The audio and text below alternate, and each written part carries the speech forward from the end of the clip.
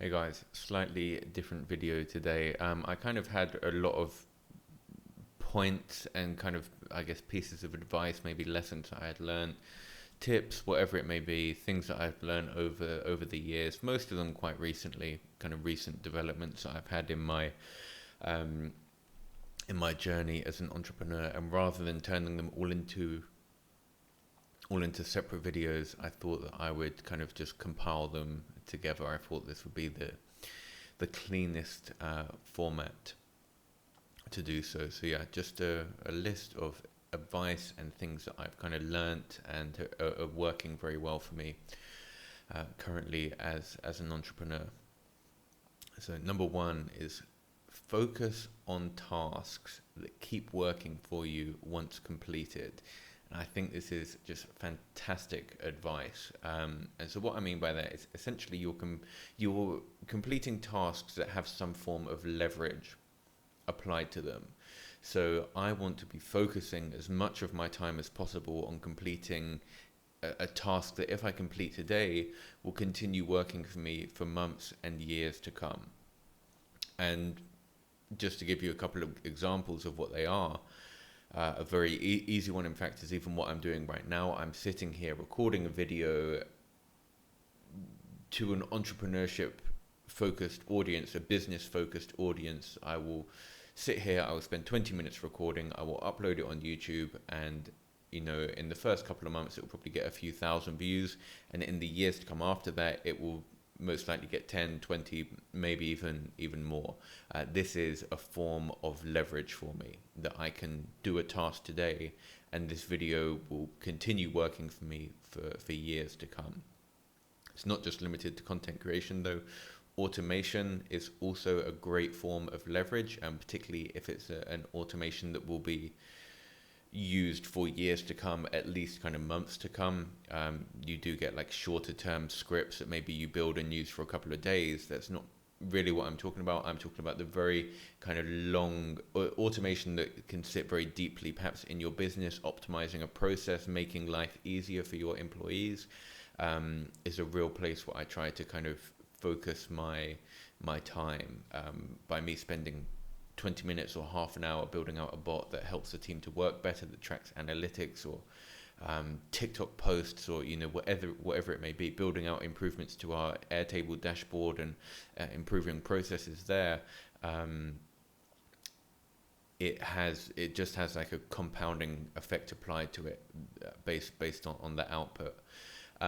Training also applies very well. If I can take on a new employee and kind of train someone up in something where, again, it takes me, even an hour or a couple of hours to teach something, but that person will then continue working on that for months or years to come. Again, really, really nice form of leverage. Building teams also applies as well. So yeah, you get the idea. But my real focus at the moment is focusing on tasks that keep on working for me once completed. And I have kind of like a rule for myself. It's not really set in stone, but at least not a rule. I try to complete one task per day that will keep working for me into the future. And then, of course, what you end up having after, and when I say it's not set in stone, I mean I won't build an automation just for the sake of building it. There has to be genuine value and use there.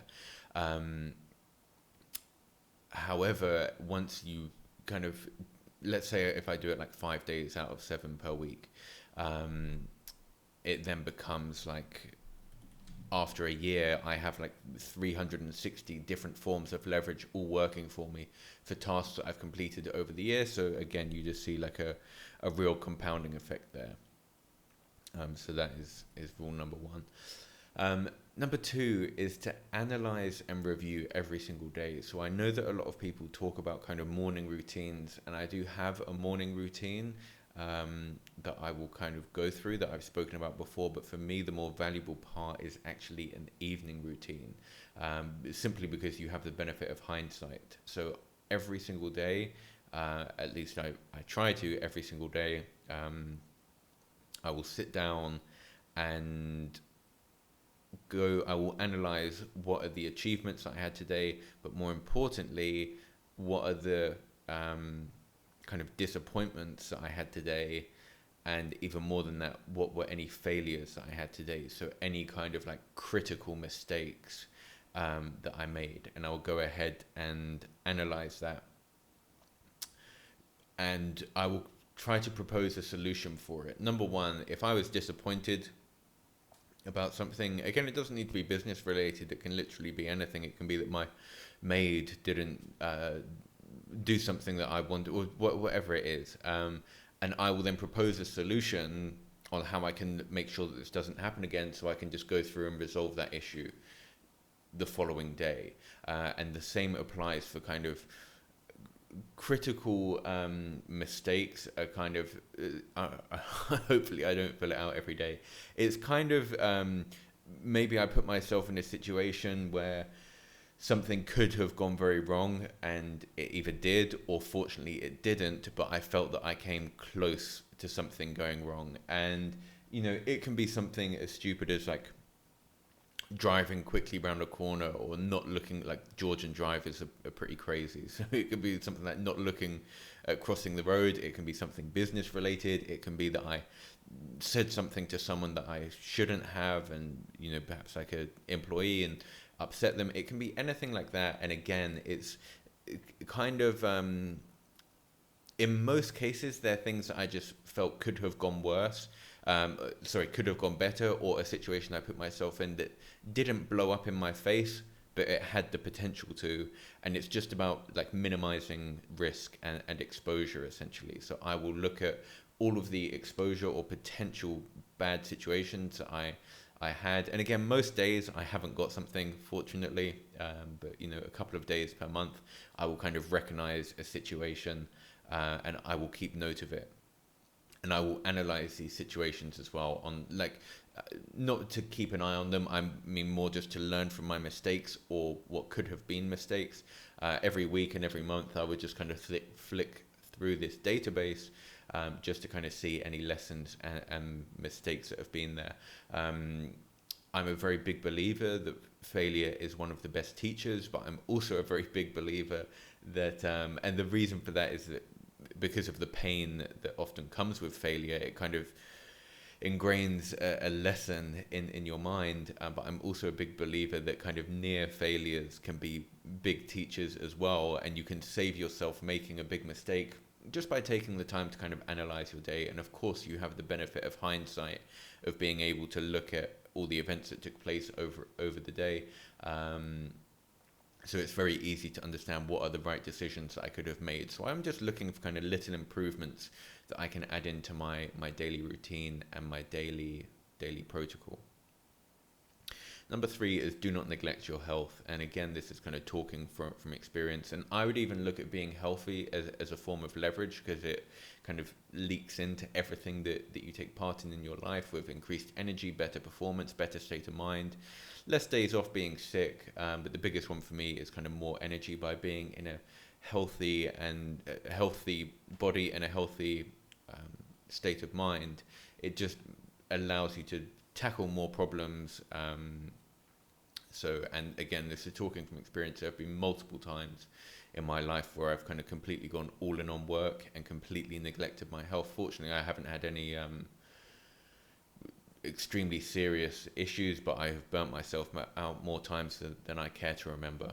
So that's kind of a constant reminder for me at the moment. So now, like, I'm training every single day. I've got a scientist, half Russian, half German scientist, that I send over all of my data to, of what I've eaten, of my blood pressure.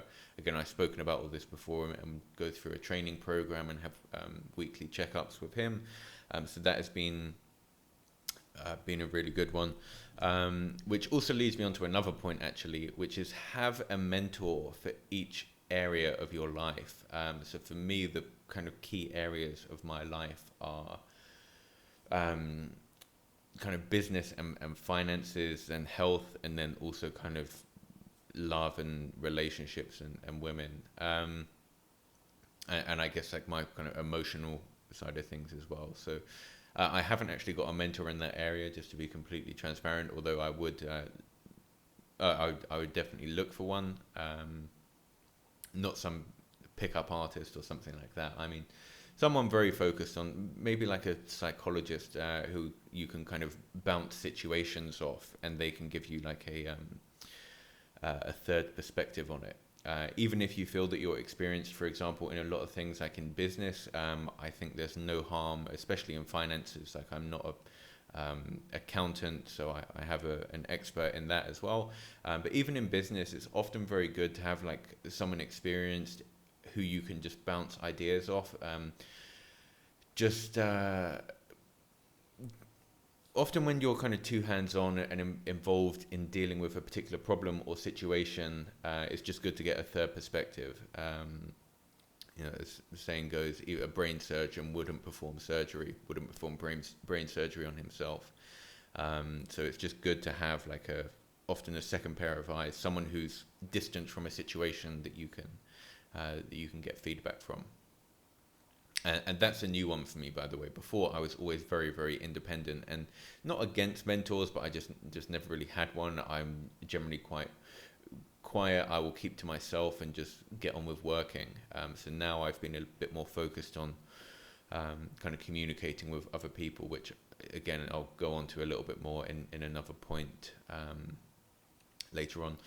Going on to like the financial point of view, the like financial aspect of things is, find seamless investments and kind of have systems in place for allocating your money. Once you do start earning money, if I kind of let money sit in the bank, I will always find something to buy. And I know that is like a weakness in myself. And of course, like, I enjoy having a good life and everything like that, but it's good to have your money kind of working for you. So now, a really good thing to do is to kind of have an option of investments in front of you. Like, I'm a big fan of crypto, but it doesn't mean that I want all of my money in crypto. You should diversify your portfolio. And so right now I have like a few different options of holding currencies where I'm able to get like a 12% interest per year. So whenever I have some money just like sitting in the bank, I will literally just put it in there to get 12% interest. And it's a short-term agreement. It's only a 3-month agreement. So if ever I needed that capital to quickly deploy into another project, I can get the money. Speaking of projects, a very big lesson and kind of recent improvement for me has been focusing on one project at a time. I am a person who has shiny object syndrome, and I do like working on multiple things at the same time. I like kind of a variety of different problems. So it's not that I wouldn't work on multiple projects, but just having the focus being on one project at a time, and particularly assigning a true focus for each week. So it's not that you need to finish a project on a particular week, but I can assign a high level goal for that week. You normally related to a specific project, like maybe it's I want to make $5,000 per day each day this week, or I want 300 Bumble accounts active by the end of the week. Whatever it is, I've just found it's very good to have a very, very clear and direct focus rather than jumping from task to task to task on different projects. I now try to be a lot more structured about having very specific focuses for each week on a particular project or on a goal, and then 80% of my tasks completed on that particular week are going to be related to that goal or project. And I've just found it's a great way to see much more rapid progress rather than kind of having multiple projects on the go and only moving forward like a couple of steps on each of them per week because you're so spread out. I've just found it's much better to have like a real focus. And another little thing is like a mindset shift that I really like. So whenever, let's say that you wanted to be, even like a simple example, you wanted a six-pack.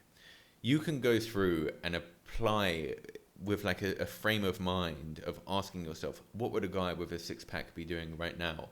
Or, if you're feeling a craving for sweets, or you're feeling lazy and don't feel like doing anything, you can think, what would a guy who is really in shape be doing right now? What would they be eating? Would they be eating this? No, they probably wouldn't.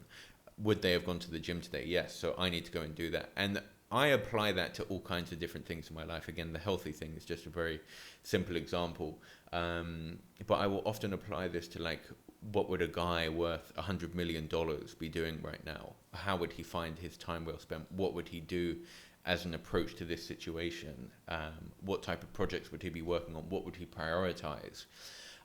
So that is like a really, just again, very, very simple one. But you can, I just find that you kind of know all of the answers already. You can kind of imagine, maybe you just want to think, what would a millionaire be doing right now? And the answer is probably working, looking for ways to have his money, earning more money. And so you can just, it's a very easy kind of mind game, I guess, that I will kind of do with myself, just applying, seeing my life through someone else's eyes, thinking what would they do, a person in a position that I want to be in, for example. And that also leads me on to just another kind of very quick point, but it was a good shift for me, is play to win. Don't just play to take part. Don't just kind of show up, play to be like a winner, the person who's in position number one. Don't just kind of show up and do what you need to do. You need to play the game, whether it's business, health, whatever it is, that you want to be in position number one. Another kind of thing, I'm actually pretty good at this. I'm not sure if I should be proud of that, but I'm very, very ruthless with who I allow into my circle and who I spend time with. I'm very, I wouldn't say quick, but I kind of don't have any hesitation in cutting people off. And that goes for kind of relationships, for friends, for whatever it may be. And I won't make a big deal out of it to anyone. I won't even kind of send them a message. I will just slowly kind of pull myself back from a person. And it can be like, if I'm very, very well aware that you become the sum of the 5 people that you spend the most time with. And so I'm very, very conscious of making sure that I spend time around people that I want to be like, preferably that in positions that I aspire to be in. And it is actually one of the difficulties of living in Georgia, to be honest, compared to being somewhere like Dubai, where it's very, very easy to be around kind of high level people, because you're around high level people all the time. It is actually one of the struggles and one of the negatives that I have in Georgia. But nonetheless, it means that I'm very, very, just ruthless with who I allow into my circle. Is this someone who is adding not even value into my life, but it can be someone who's even like inspiring to be around just by talking about what they're doing. Do I get some, is this person holding me back, or do I get some type of value out of the relationship? And it's something that I kind of ask myself all the time. And again, I am pretty good at that one, but I do feel that it serves me very, very well. Simultaneously, though, I think it's also important to understand, and this has been a real learning experience for me, is, again, like I've always been very, very independent and kind of done everything on my own. I started my own way in business with no one kind of telling me what to do. I just had to figure it out on my own. And you can make a few million that way. I completely believe that. You can do it completely independently. You don't need too much support from other, if any. You can do that by yourself. However, if you want to be getting up to the bigger leagues of 10, 25, 50, 100 million, you can't do it on your own. You need, unless you're catching like a very lucky crypto pump, but that's not really what I'm talking about. I'm talking about having a way of kind of consistently generating wealth at those types of levels. You need connections. You need access to business opportunities, to investment opportunities, to feedback from other people, to whatever it may be, to introductions to the right people. And so that is also, whilst I'm kind of very ruthless about who I spend my time with, I'm now becoming much more kind of actively focused on expanding my network and connections. with higher value people, which is something that I never really focused on before. So yeah. Next up is be disciplined. I really believe this is a key trait of masculinity. Again, I'm don't pretend to be an expert on masculinity by any means, but I feel this is kind of the thing that separates the men from the boys, and it's very easy to kind of. I really think it's like the biggest separator of successful people. Nobody likes someone who is undisciplined or kind of out of control. It's almost like a childish trait to have.